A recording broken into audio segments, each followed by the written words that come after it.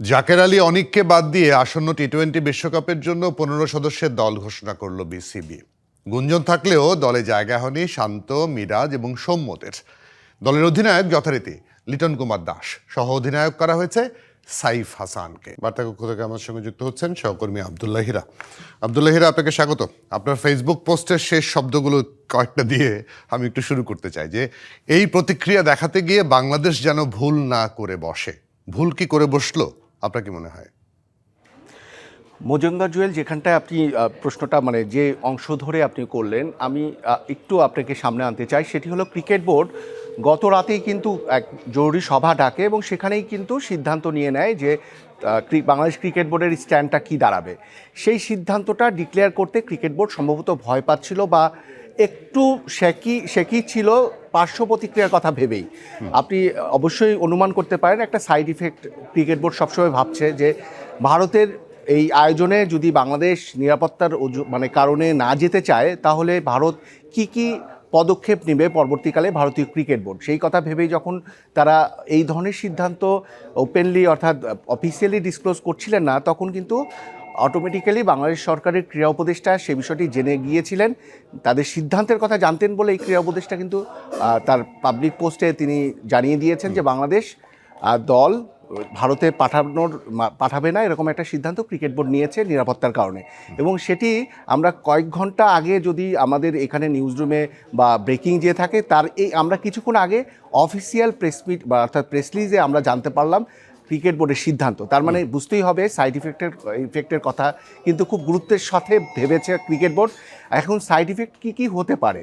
ভারত একটা বড় মাইটি দেশ এবং ভারতীয় ক্রিকেট বোর্ড সেই ক্রিকেটে একটা মাইটি অবস্থানে থাকে। নতুন এবং ফিরে আসা গ্রাহকদের জন্য নগদে চলছে ক্যাশব্যাক সহ প্রতিদিন হাজারো উপহার জেতার সুযোগ। হবে আশা আর ফেরা, সারপ্রাইজ সেরা।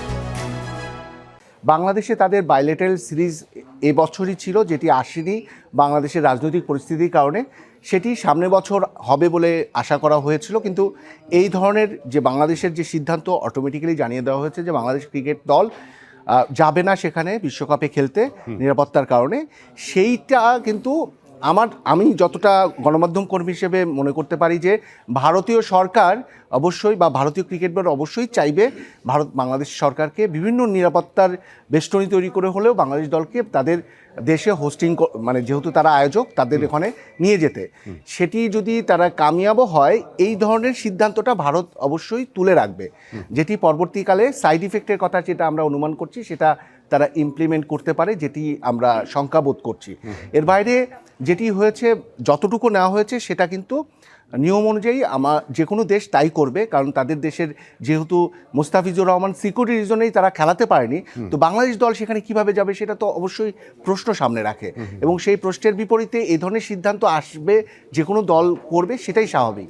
কিন্তু এই জায়গায় বড় ভূমিকা রাখতে হবে, ভুলে গেলে চলবে না আইসিসি, যেটি প্রধান নিয়ন্ত্রণ সংস্থা ক্রিকেটের। তাদের একটা সমঝোতার জায়গা তৈরি করতে হবে, আস্থার সম্পর্ক কিভাবে তৈরি করা যায়।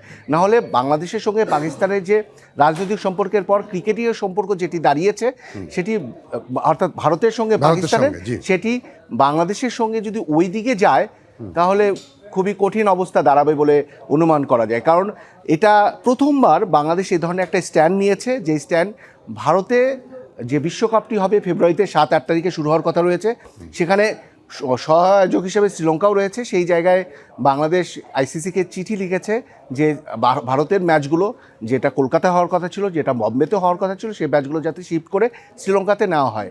এখন এটা অবশ্যই ভারতের জন্য কোনোভাবেই ভালো লাগবে না।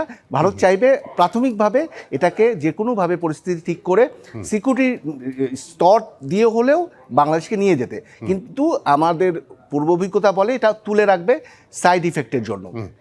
পরবর্তীতে কি হয় সেটা দেখার অপেক্ষায় থাকতে হবে। জি, আপনাকে অনেক ধন্যবাদ আব্দুল্লাহ হীরা আমাদের সঙ্গে যুক্ত হওয়ার জন্য।